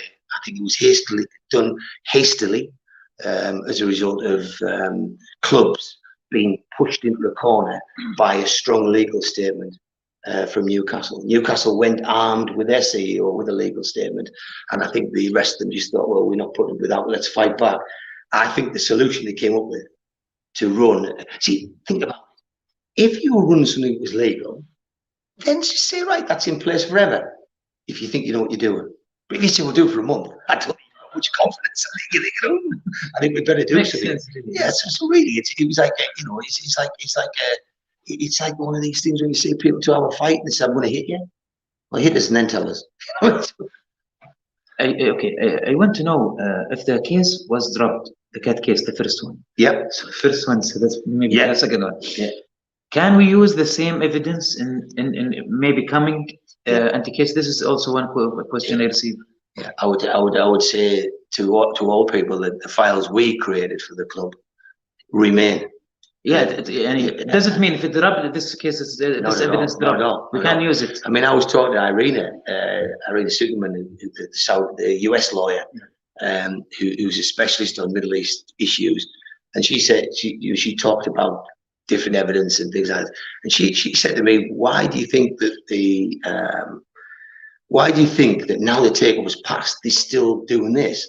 And I think it's quite obvious because they're still frightened of the size of the investment. Like if you think about it, if you look at the wealth of football clubs, and you sit there and say Newcastle worth $2.5 billion with Ashley, and this club's got 4, and this club's got 5, this one's got 7. You get to Chelsea, and they said you had sort of 17, 18 billion, and then you get to Man City, 28 billion, and you get the Newcastle PIF, and add the Rubens in, and it's like 400 billion. So when you look at it, you can see why they're frightened, but that doesn't mean that you should be allowed to go and act illegally and act in an anti-competitive manner. And all I would say to the clubs is yeah, I'm just a daft single fan, but I've seen enough of this to say I would tread carefully. I would tread carefully about how you make rules for a short period of time. The time when you do that,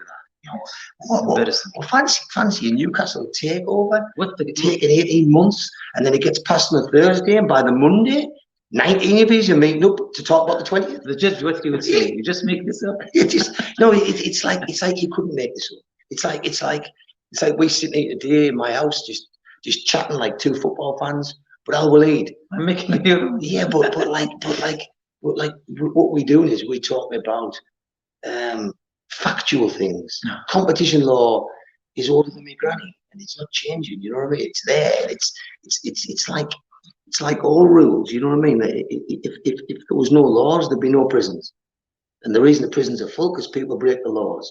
And when you talk about industry, I mean, there's when you know there's a cartel in operation, there's a duty for everybody that knows about that cartel to report it. You have a duty, and government have a duty to remove it.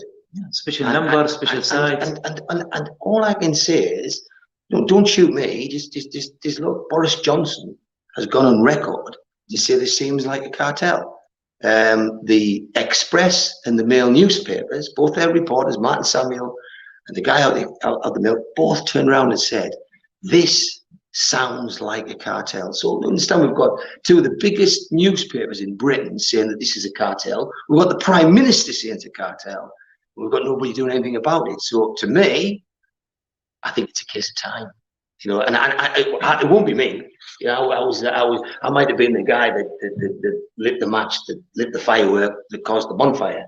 But I think that it will break out. I fear for the other clubs if they think it's wise to try and illegally stop PIF and stop Newcastle United, stop the consortium. I just think yourself, you're so obvious in what you're doing, your timings, Your behaviour is so obvious. Exactly, and before, they didn't do this. Premier League didn't make this rule before the takeover because intentionally they want to refuse the takeover. They didn't see that the takeover is coming because the anti-case. That's a great statement. What وليد just said there is what he's saying is let's suppose these laws that just put in place were genuine and real. Why didn't they put them in 6 months ago? Do you know why?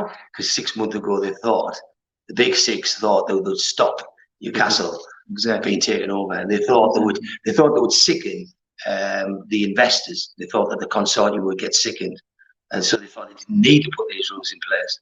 And the reason that the meeting on the Monday with the 19 clubs was to say to the EPL, what the hell have you done? Why have you passed this? Why on earth have you passed this takeover? What are you going to do now? Yeah, what are you going to do now? And they said, right, I tell you, we'll put temporary rule in for a month. And it's like there used to be a series of kindergarten. Years ago, there used to be a series of films about how the police in America was run badly, called Police Academy. The Police Academy 1, 2, 3, and 4. You used to put it was like comedy, watching the police run badly. But now you could do EPL 1, 2, 3, and 4. EPL Academy, Football Academy, and get because you couldn't make this up. This is people paid. These are £1 billion industries. These clubs turn over billions. But would you really ask for a meeting 3 days after the takeover to discuss why that takeover affects your business? So why could Newcastle's business affect Southampton's? It's got nothing to do with it. It's two separate companies. It's like Dulux Paint and Leyland Paint, both working away trying to sell as much paint as they can. I hope Premier League they just not assign Danny Lewis again. You mean like you respect the guy, and when I'm in a fight, I always I don't worry about who I'm fighting against. So if I was competing in a court case, I only look at my case. It's like competition actually. Make your case stronger and stronger, so strong that you're not going to get beat. But after the event, it's humble to go back and address things. Today, I put a complimentary statement out about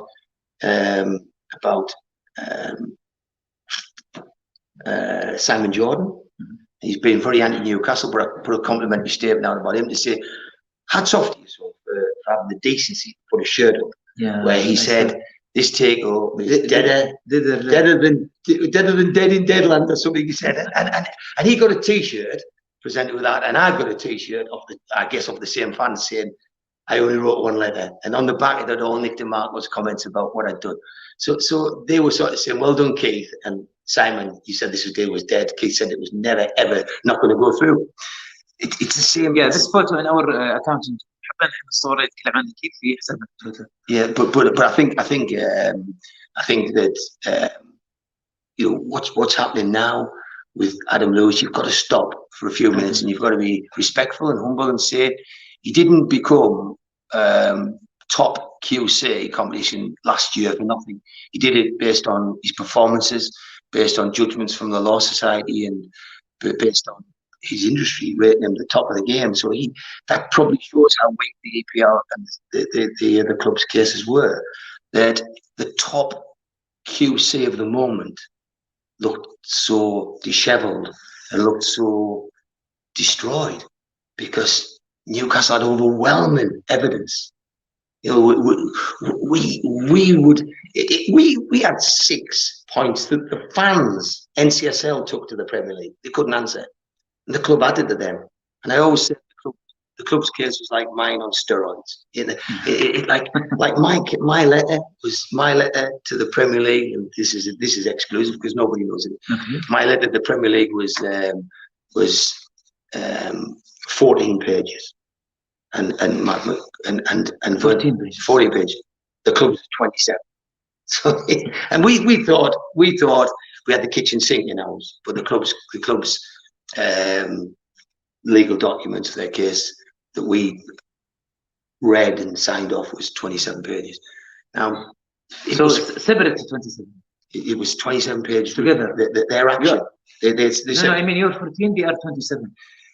basically they got my 14 and then they read it and put their points to it. And added to make it 27. It doubled. الرسالة اللي كتبها كيث باترسون للدوري الإنجليزي التي سببت كل هذا الصداع الدوري الإنجليزي بدأت ب 14 صفحة، مع الجلوس مع المحامين صارت 27 صفحة. And so when we talk about it, Adam Lewis, we talk about him, struggling, but in fact, it's like Graham Jones. He's struggling at the minute because he hasn't got a good team. The team. Well, we have but it's right. I mean, look at the defence. The defence. Alan Shearer knows football. He said on Match of the Day on Saturday. He said, the defence were awful. They're like we got pulled to pieces on Saturday because we just haven't got the right tools. And I don't think Adam Lewis. I think he had an awful case, and he did his best at putting his face to it. And when a top QC gets pulled around in a case like that, it just shows how poor their case is.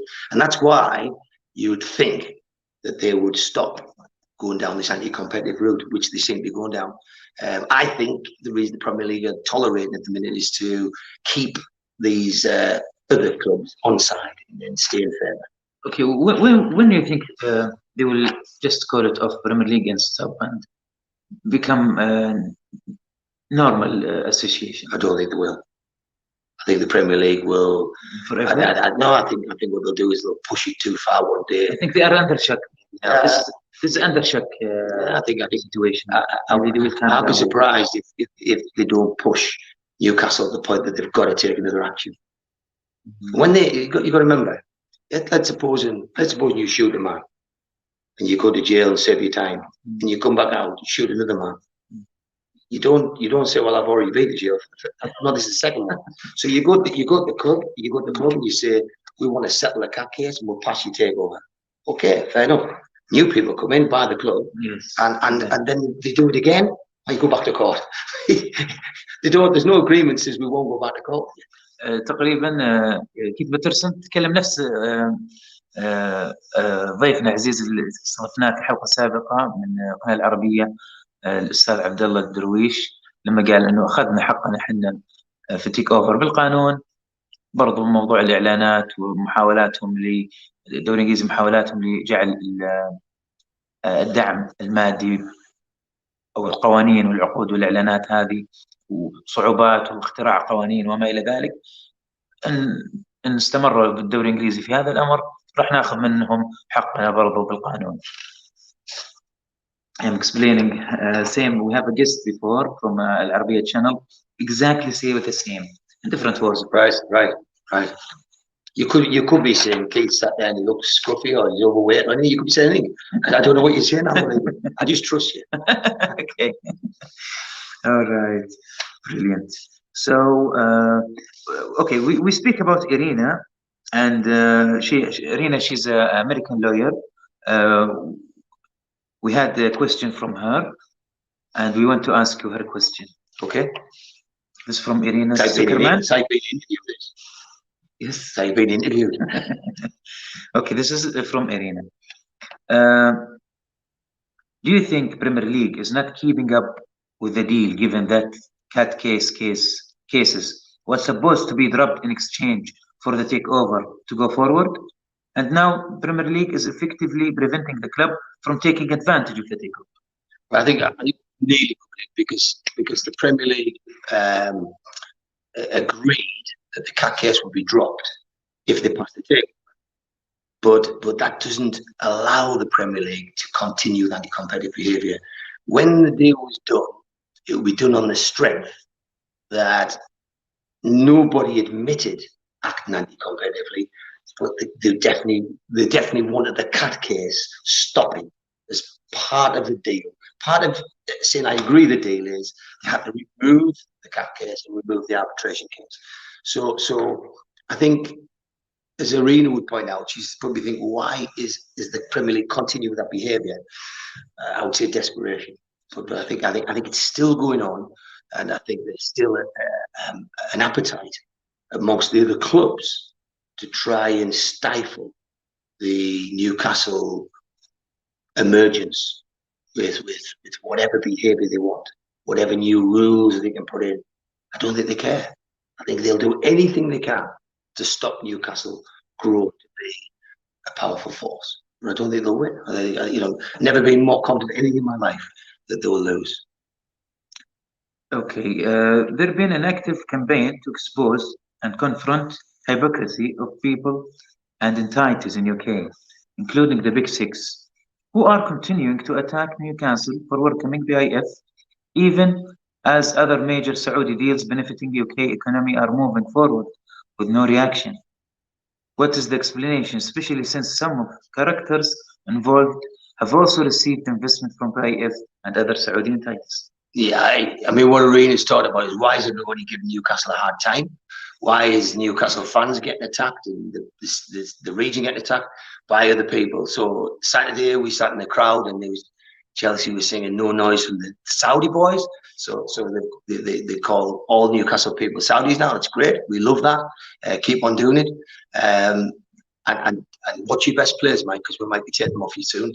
But the big thing for me is there's a club down the road, much smaller club in Middlesbrough, and what they did was they put banners out.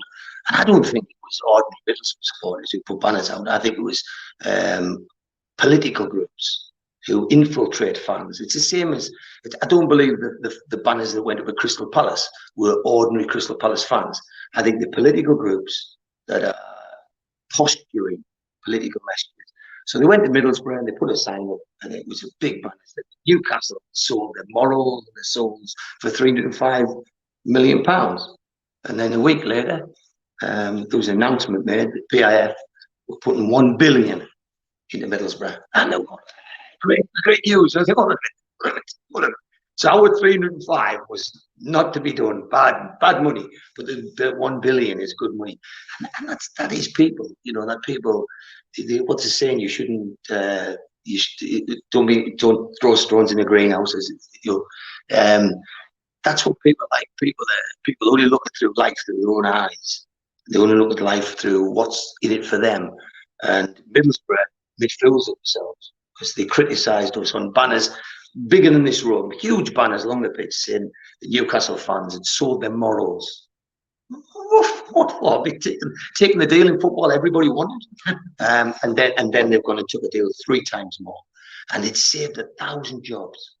And you know what it is? There's more to come. But the Newcastle fans said, I hope that those fans who put those banners up go down and withdraw the CVs. I couldn't possibly keep my job because I criticised your investment in Newcastle. That won't happen. That won't happen.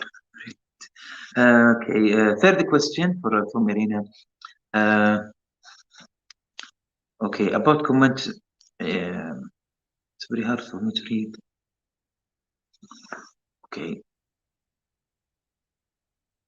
About Saudi relation with KSA from the WHO. I didn't get WHO. If you can read it. Yeah. What does it mean by WHO? World Organization? Or? I think it's the Ocean Observer. I think it's an American organisation. All of a sudden there was a.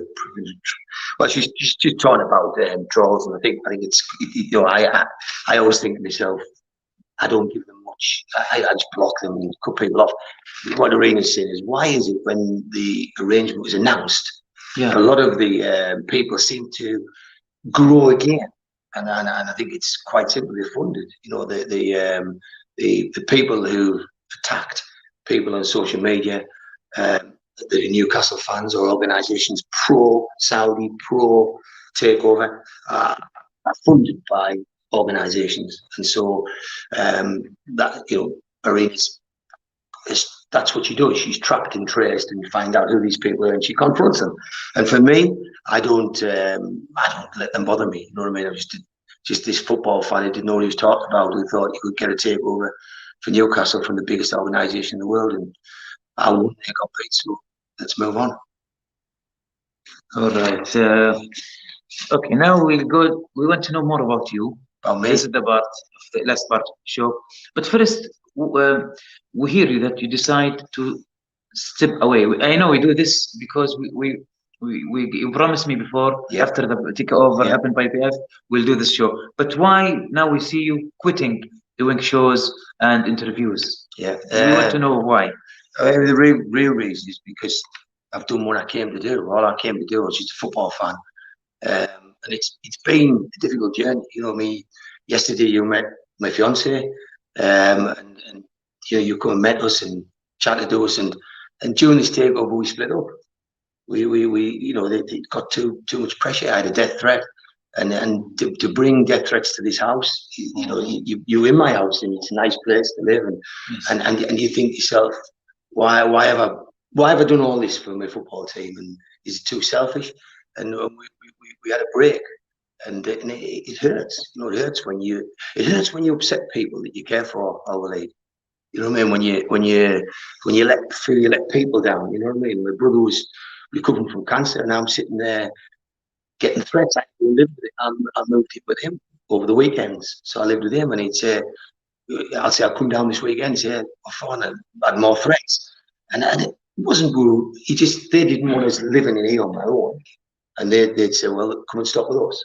And then you're sitting with them, and I think I'm just transferring the worry to them. But I don't worry about people.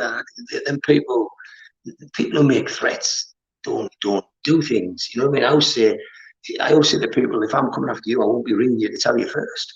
So for me, you know, I'm just a football fan, and I set out to do one thing, and that was get the takeover in Newcastle United by the most credible consortium I'd come across, and you know, I was outwardly vocal that I wanted that takeover to include PIF, Saudi Arabia, the Rubens, and PCP.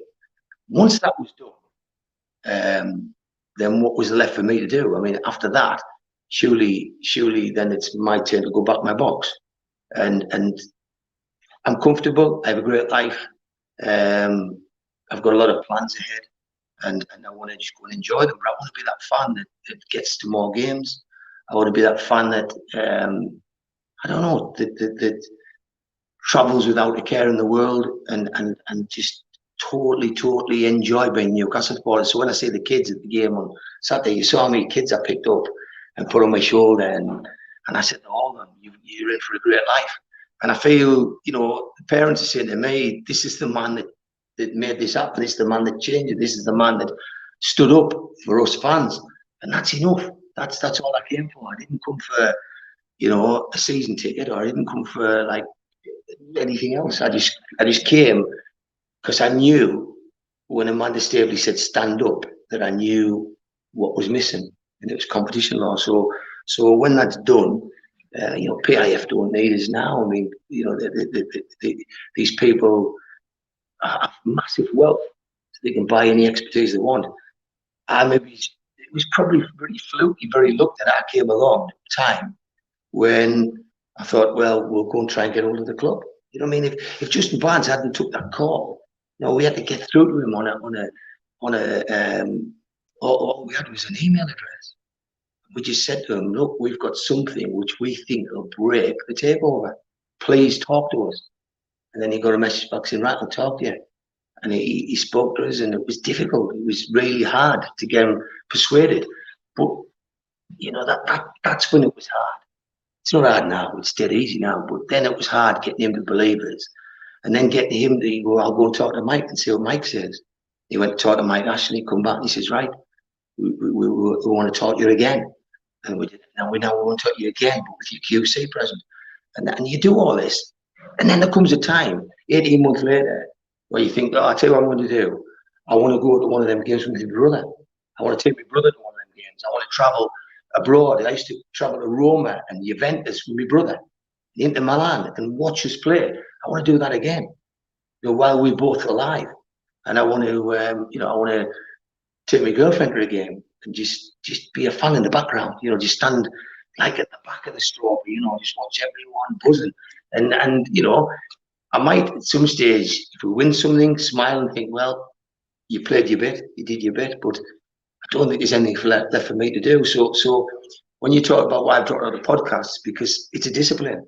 Every Friday night I used to take my girlfriend out. I used to go out and, you know, always go out and stay away and stop away for the night and go for a meal and go for drinks and all that's gone. for this last year. You know, all I've done is just sit on podcasts, and I'm grateful that. And I felt as though I'd gate crashed them a little bit. You know, they if you look at Mitch, Steve, and Steve, they cut out for this, and it's what they do. You know, they're like you, وليد. You know, you are a physiotherapist, but you could do podcasts forever because you're natural, and you at the weekend the people said, "Wow, وليد, they just loved you," and I could see that you could do that this year, next year, and the year after. You know, and I could see you getting your kids to say, "Look, what Next time we bring my family here. Yeah, but when your family come, they'll look at you and they'll be so proud. I think my family look at me and think, "You crackers, Keith." I think my family think, "Why have you decided to do this?"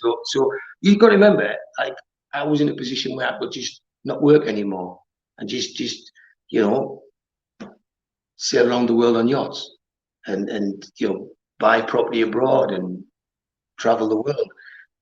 So why then did I don't know, sacrifice a lot of work contracts and sacrifice my businesses? Because the 2 years, 8 months I've done it, my businesses have not grown. They've grown more in the last couple of weeks. Unbelievable, last couple of weeks. The business has just took off now that this takeover's gone.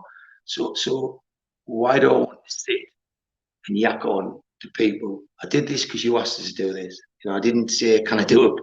You asked me to do this. And you said, "Will you still wear?" And I said, "Of course, I would love to wear it." And I'm saying to you now, I don't care if anybody looks at me and says, like how I look. I feel great. I feel great. I'd happy, you know, I'd love happy to come to Saudi Arabia and walk around like this because it's, we will do it with Saudi channel. I would love to do it. Interview. Yeah, I'd happily do it. And I feel it's a culture. I feel I'm getting an education. I feel as though I'm learning about people in a different part of the world, of how we dress, work, talk different.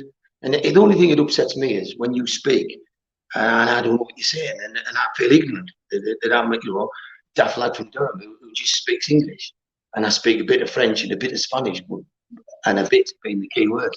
So right now, I just think Keith Patterson served his purpose. I think maybe I think I've been lucky in a lot of ways. Lucky to get my girlfriend back. Lucky to be allowed to get the three amigos to become Fab Four. Steve Wraith to come on in. He didn't have to do that, and he did that. You can always come from time to time. If I would always help them lads forever, and I would never be disloyal. You know, like the people I have the gratitude to on this climb. You know, in terms of shows, is you, any of St. Martin's and loaded. Them the three that have my back. They had my back. I got offered off the other ones to come on, but it's a trust thing. It's a trust. And why do I want to go on a podcast with somebody who's calling Amanda Staveley as being incompetent and turning around and saying that they don't want Saudi ownership, and they said the consortium's doomed? I'm thinking, hold on, you just called the three things I stand for. Just to reiterate, if people watch this, my company name is Newcastle Consortium Supporters Limited. So I support the consortium. It doesn't say, you know, Newcastle Fund Dwellers Let's Buy the Club Limited. It doesn't say Henry Morris Limited. I thought all those were pie in the sky. I thought those were fictitious stories created by journalists trying to get some clickbait and trying to get some news stories. I didn't respect that. And you didn't want to talk about these things. No, but this is what people are going to ask. And all those people are being, the people who are critical of me are people who didn't want Saudi ownership, didn't want a consortium coming in, didn't want Amanda Staveley, didn't want Murdoch, didn't want the Rubens. It's people that wanted something else. They wanted a different type. And then they talked about Americans buying in, and Chinese. And I said, look, each to their own. I just want one takeover. Why did I not just call it Newcastle Takeover Limited? Why did I not call it the Fans Takeover Group? I called it the Newcastle Consortium Supporters Limited, supporting one consortium, not supporting 10, just one. And if this collapsed, then I was dead. It didn't. I was maybe lucky, but you know, it's you know, like for people who give me who were difficult with me or called me or slaughtered me behind my back, I'll just say to you, you know, like, I helped get the biggest consortium in world football. Get over it. Before, after the takeover, someone said to me on Twitter, okay, Waleed, and I think he mentioned other shows as well, but he said, now, Waleed, you can rest. I said, I've just even started. You I am just started. Yeah. Well, I'm not starting, I'm just started. I feel that. I feel with you that it's a journey, and I feel with you is like when I was with you at the weekend, it was just great walking around with you and showing you my city. And I felt like one day you can show me your city. I don't, you know, I would be nervous going to Riyadh. I wouldn't know what to do, where to go. But I was taking you on my city today. Actually, now it's a good time. It's Riyadh season now. So. Yeah, but I'd love to go to Riyadh. And today I took you to Newcastle. You were there. We went to Durham. We went to my brother's pub. And you sat and talked to my brother, and you filmed his pub. It was full of Newcastle stuff. It's part of your DNA. It's the family. You know. Actually, I made confession earlier, but it wasn't. I will do it now. Actually, Mr. L, he's my brother. The guy I do the show with, my co-host. Yeah. He's my brother. Never. Yes. And yeah. But we didn't. For maybe some reason before the takeover, we didn't say that. But he's now away because he's now working in New. Right. New, the bigger project of Vision 2030 with Saudi Arabia. Fantastic. So I'm continuing doing this forever, and actually, I'm doing. And before, I think remember the Walkman. Yeah. Old device. Yeah. Walkman. Yeah. The Walkman. Yeah. I remember I'm doing these shows like a radio since I was 10 years old. Yeah. About Europe teams. Yeah. So this is for gonna be for my for life. I always think in life, if you're going to succeed, you sometimes have to give something up. And I always think that when I went for this fight, I gave up my life for about 14 months. I gave up earnings. I never earned anything.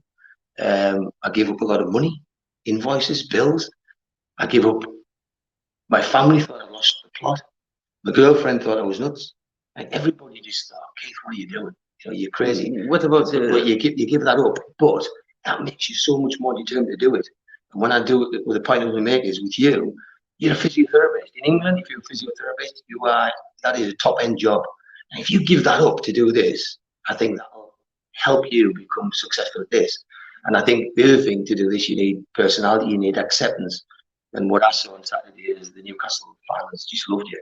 And I think you're more suited to doing that than me. I think with me, I would only tolerate idiots talking rubbish to me for a very short space of time. I said, look, away with you.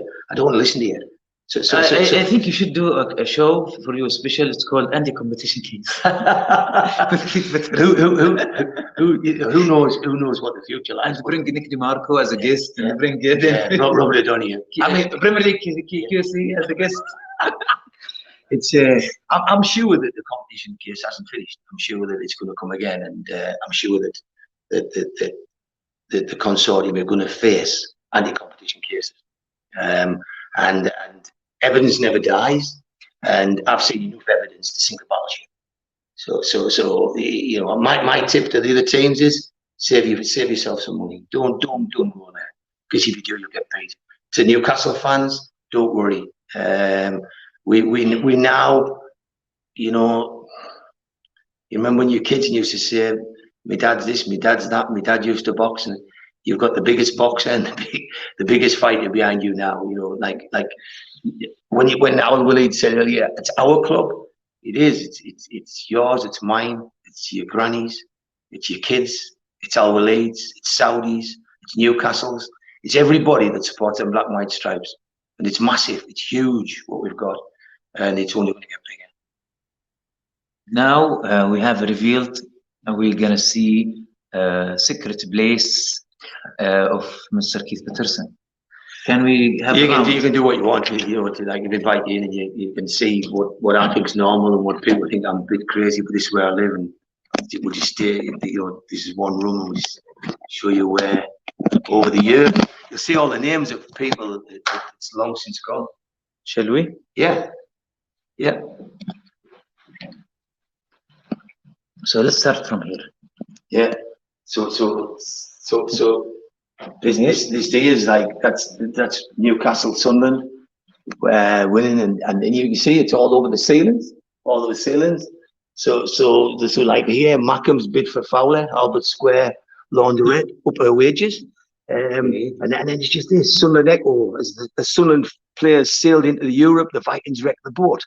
And it's just Mad Mick. That's where you were in Mad Mick's topless 20 bar at Idols. That was in the day when we used to go to Idols. And then there's a game when Newcastle won 5-0. This here is where we beat Sunderland 5-1. And the signature there's Kevin Nolan, the captain. And that's him going away doing his chicken wing thing. This is Keegan. This was on my 40th birthday. Kevin King was my hero. Come over here. Just let me, we just advise, correct the camera situation because it's not easy. Okay.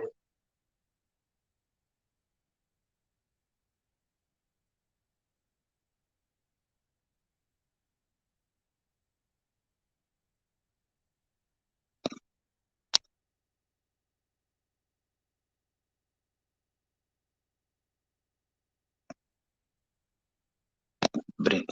Right. Okay. So that's Sunderland 5-1 Newcastle. Signature Kevin Nolan. And this is he signed that, and that's him getting, that's celebrating with his chicken wing style. Okay. More Keegan pictures, more signatures from Keegan. And I've met him a few times. He's to me, he's everything Newcastle stand for. This picture here is one of my best friends. He's over 35, British golf champion, amateur champion, Richard Haysbert. And that was him when he won the trophy. And I went over and hugged him to death because I just looked what he'd done. This is a limited print of people that's done things at Newcastle, from John Hall to Shearer to Keegan, Terry McDermott, God bless him, who's out of sorts, Kenny Dalglish, and all the various players. Milburn's there. It's just a picture. But all this here, this story here. This is when this is 1999. This is a journal newspaper. That's you? That's me. I was stood in the fountains at Newcastle. These pair of shorts, and then they asked if anyone would dive in, and if you see my feet, that's how deep the water was. Yeah. And I dived in to that level of water because I was dark. And this was us with all my friends. Sorry, celebration. What this one? This is Wembley. This is Wembley. In Trafalgar Square, Wembley, when we dived in the water.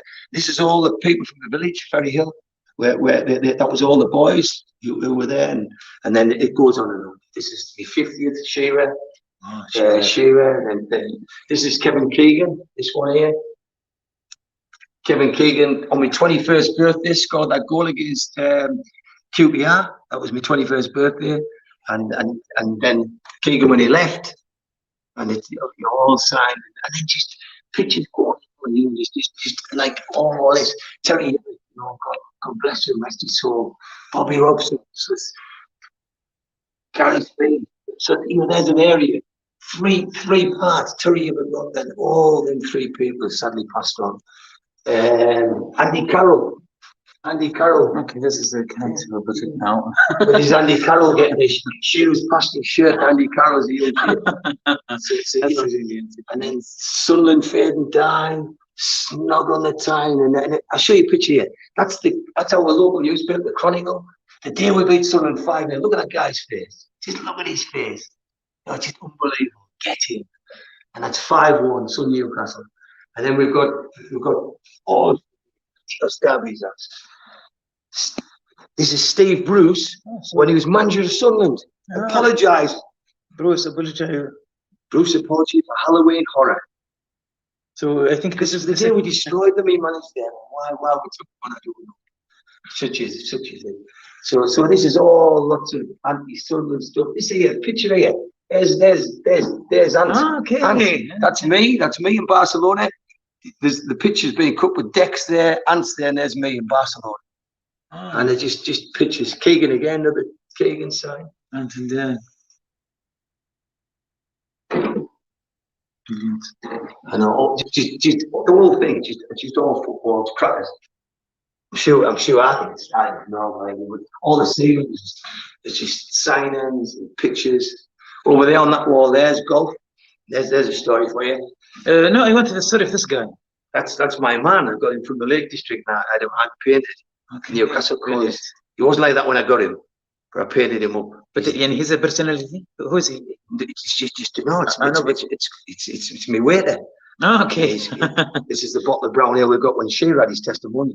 Oh, okay. And then down here, this is me. The most famous hole in golf, the Road Hole, right? I went with a professional called Robert Lister from Durham. This is Robert Lister. This is a golf professional, this guy. This was him in bed. And I played there up there. And I got an eagle 2 on the world's hardest hole. I got a driver in the 7-9 into the hole, 2 on a par 4. That's just a little golf ball. But, and just images, just images. Like calm down, laugh at something. You can't blame for this.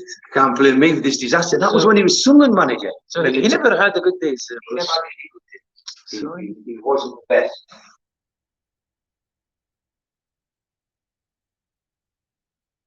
No, he had a little girl, but I used to dress up in Newcastle.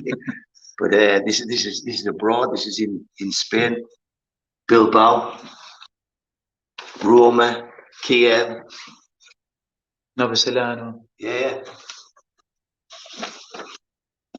This last. Yeah. That's my dad, my mum and dad, and that was my sister. She's a Macam, she's a Macam. She's about Sunderland. Why? Because she wasn't brought up very well. And so when she got a graduation, I superimposed stripes on it and put 2 on her. She went for it. But that's it. But and then all the ceiling, all the stuff on the ceiling is just games and places. But like Chris Waddle, we had to sell Chris Waddle because we couldn't afford to keep him. We went to Spurs and to Marseille. But no, this is and very soon, next thing is I'll probably just sell the house and everything goes with it. Okay, I want to ask you, Mr. Keith, after this takeover, what you would like to do? Me? Yeah. Now, drifting in the background and housing for sale. It's just too big. Like nine bedroom house, and I'm just, it's just too big. So it's now at the stage where I have 2 businesses, and I'll probably sell those as well. And then just enjoy myself, you know what I mean, and just, you know what I mean. How will I just go back to being who I was? And I've always had a really good life, and I fancy really enjoying myself and doing a lot of good stuff. And one thing I want to do more is travel more, and see the club right around the world. When you will come to Saudi Arabia? When I get invited. What the first thing you will do? When I go to Saudi Arabia? Yes. I want to understand it and understand like how Newcastle and the club and the people can get closer to the Saudi people. How at the end of the day, PIF put an enormous amount of money in this, and for them to keep on investing the way we like to invest in our club, I would like to know what part Newcastle people can do for them. Like we know that this is all about Vision 2030 for the Saudis. What we'd like to do is understand more.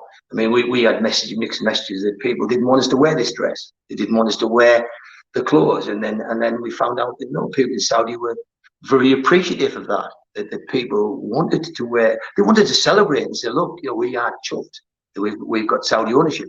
And so I'd like to learn more about that culture, learn about the food, learn about the people, and bring Newcastle closer to Saudi. Okay, what if you said you went now enjoying and resting and doing continuing your personal business, but what if the consortium or the club need another cat case? What you will do? What a question. What would I do? And they ask you to help, maybe. I could never say no for anything. It's like you could just imagine being, spending time abroad or being on a cruise.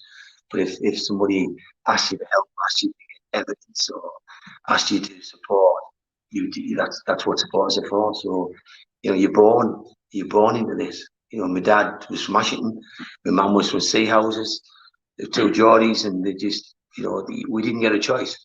We got a football shirt when we were kids. We were told who you were going to support, and like today, I'm so grateful for them. You know, some two barmaids in my dad's pub took my sister to the match, took to the Sunderland match, and took a girl supporting Sunderland ever since. So I feel sorry for her, but no, if the club needed anything from me, they would only have to pick the phone up. Okay, would you mind? We have I have received a lot of questions, a lot of comments, but I will scroll some of them for the fans in 5 minutes. Can we do that? Yes. I will just ask you some question of the fans or comments. Yeah. Or maybe comments, and maybe if you want to recommend, because you know, Fire they watching, still watching, and they want you to answer them question. We have Junior Turner. He's saying, Keith, I would like to give you a signed copy of the lyrics for that room. Wow, love it. Would love it. There's a lad who, God, life expectancy 40, and he's 37, and he's had DVT, and he's one of us. And saw him sing at the weekend. Yeah, I wish the region would get behind him. I wish people would give him his chance, because his answer to everything is music. And you've chosen his song for your show, وليد, but Junior Turner, you know, I just love the lyrics.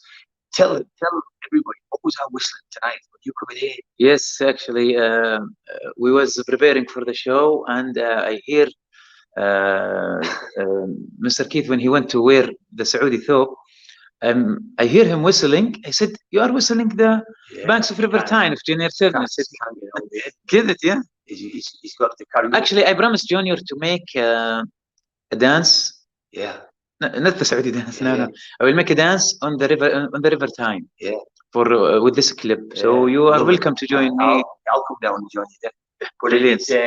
We'll do it like we will make it like it's the takeover song. Yeah.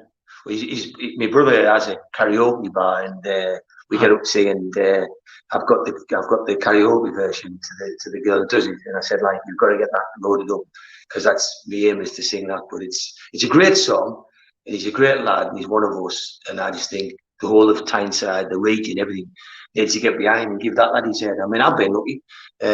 You know, when a bloke thinks he can tell a football club how to get a takeover and they listen, then maybe I had my break. So maybe he's, you know, me more than anybody should be pushing for Joey to get his break. And then, you know, like, I just hope the press can get behind it, because it's a cracking song. And how do you know there's not 3 or 4 more great songs in that lad? You know, that's his first song that could reach the peaks, and he might have 3 more cracking songs behind that. You know, there might be songwriters writing songs from now, because he's got the voice, and he's got the position to go and do it. So actually, I play it in my room now in the hotel. I play it sometime. Yeah. Steve H said, "This is to all the fans, or not the fans, to all those who said Keith wasn't a real supporter. Suck it up." Is that Steve Hasty? No, I'm not sure. No, Steve H. I'm not sure if this account. Yeah. This Steve H. Yeah. I don't know. Okay. Okay, let's have a couple of more. Sorry, I can't go through them all. Okay, Keith Moore saying, "You're looking very smart in Arab clothing, and should lend Steve Wraith your iron." My iron? No, because Steve Wraith wear it just right away. We didn't have time to do it. Yeah. The fun could pick up on that. People like to put an outfit on to join in the spirit. Because we do it right away. Yeah. Yeah. Okay. Evening, lad. How is Saudi Gaza? Thank you. Someone said, who is Al Walid from you? He doesn't differentiate between us. What they don't. Oh, right. Al Walid's about 15 years younger. Sorry, 25 years younger. So. Junior Turner saying, "Thank you, Keith, for all you have done to save our club." Brilliant. And I think, you know, I can't. That's people saying to me, "What do you want out of it?" And just the acceptance from our fans is more than I could have dreamt. You know, like there's times when people say give up, but I don't know, the fans keep us going, and the fact we've got it, we've done it, it's over, it's done, we've got it, and just lap it up and enjoy it. Because I'm with the bloke who just has a big smile, because I think this is what kids' dreams are made of. Christopher, our friend, he said Al-Walid didn't translate what Ant and Dick says. Shit the brick. I couldn't. How I could I? Okay. Al-Walid, okay. Al-Walid, would you do us all the pleasure to repeat your Alan Shearer one more time around Keith's snooker table? Yeah, right. So I will do it. I'll be you. No, just hold it. Just hold like this. What do you mean? He wanted me to do the dance. So do I film you now? No, yeah. Yeah. So this for you. What's his name? I don't know. Hursty. Okay. How is it?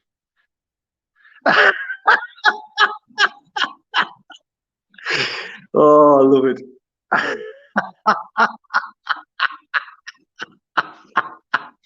Yeah. That's brilliant. Tell everybody thank you from me. I just want to thank everybody, and understand there's the time when I think it's nothing worse than an older person overstaying his welcome. And I think that you can overstay things, and I respect and admire what people like Steve Hasty stands for. Hundreds of hours on food banks, and I talked to Bill Cochran at the weekend, and I was moved by Bill. Bill said to me, "You've done more than any fan this football club's ever done." I thought, God, that's Bill Cochran. Because I look up to him. I think he's like an iconic fan. And then I spoke like Toon Review and people like that. They were all just so kind. Steve Wilkinson. It just means so much. All them people. Steve Wraith, Liam Mitchell, all doing their regular podcasts. And what I didn't want to do was overstay my welcome. So but trust me, you will never. Yeah, but so what I want to do is just go out at the top. You know what I mean? Go out when I achieved the biggest thing I could ever achieve for the football club. And there's more to come out. There's more secrets. There's a lot more to come out. And I've spoken to people very close to this. They said if it all come out, what's really going on, the fans would be sickened at the behaviour that's gone against Newcastle United. So, I can live like a washing machine sometimes. So maybe it's a will come on. Maybe it's one day somebody will cover it in detail. I know Liam's doing it, like a book about the takeover, but they might go deeper than that and get hold of the real facts that were going on that nobody knew about. And if that ever comes out today, it'll shock people. So let's just say. Meanwhile, I need to bow out, having achieved the dream. So now you will teach me some snooker? Yeah. Because we don't play snooker, we play billiardo. Thank you, Sir Keith Patterson. Thank you all.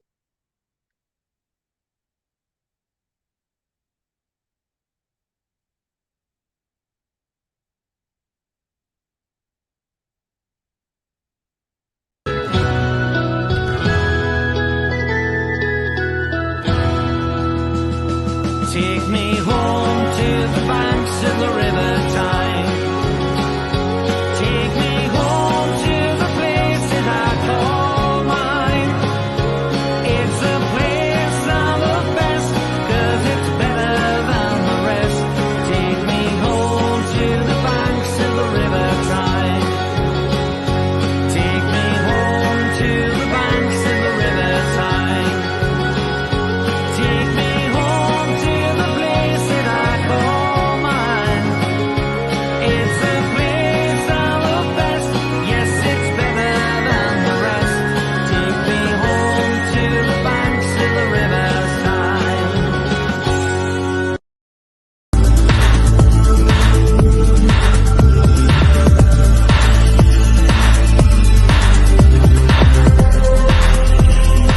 بالنسبه لما يجيك ستيف بروس مثلا يحط لك 5 في خط الدفاع ويلعب مهاجمين Excuse me, اللاعبين وليد. اللي في النص What is your VPN?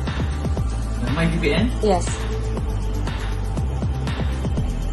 ماي دي بي ان سبايدر دي بي ان